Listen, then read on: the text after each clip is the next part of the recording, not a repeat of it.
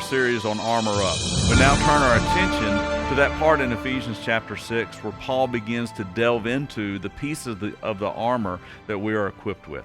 The first piece of armor is the belt of truth.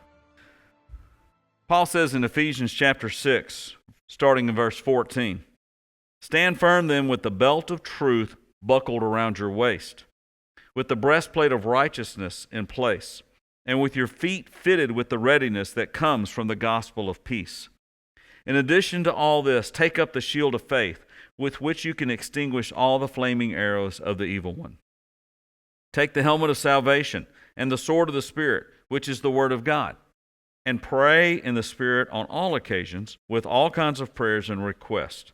With this in mind, be alert and always keep on praying for all the saints."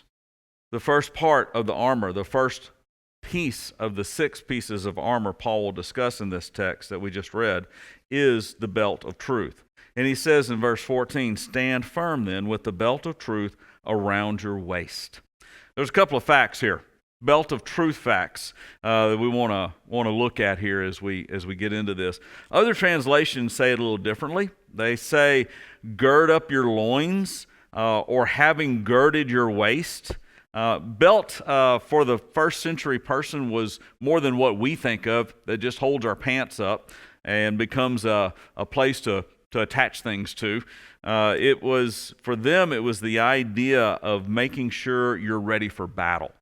This belt that was in around the waist of a soldier would allow them to take the garments that were typically very flowing, wrap them up around them, and tuck them in.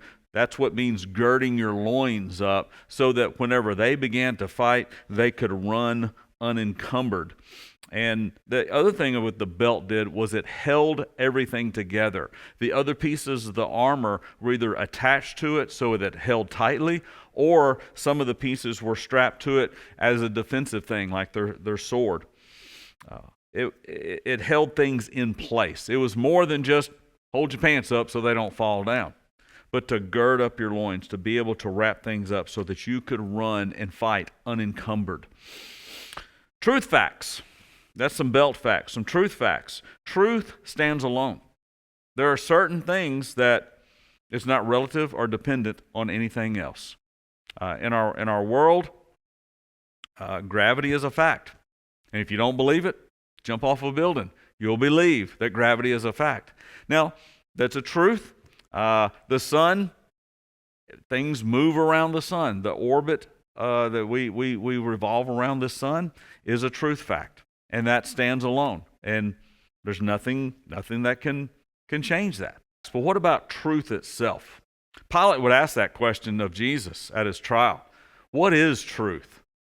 And it's not this relative thing or your truth, my truth thing, or just whatever is going on in culture at the time or in our minds or whatever we're learning at the time. Truth stands alone.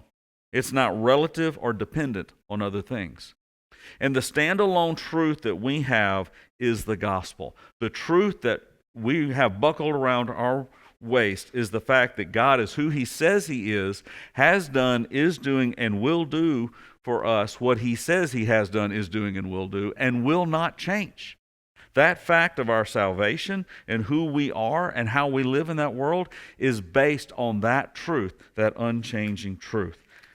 As we said, this belt of truth is the thing that holds everything together and holds everything in place. The challenge of this text then for us as soldiers, people who put on the full armor of God, is to put on the belt of truth so that we can fight this spiritual battle unencumbered.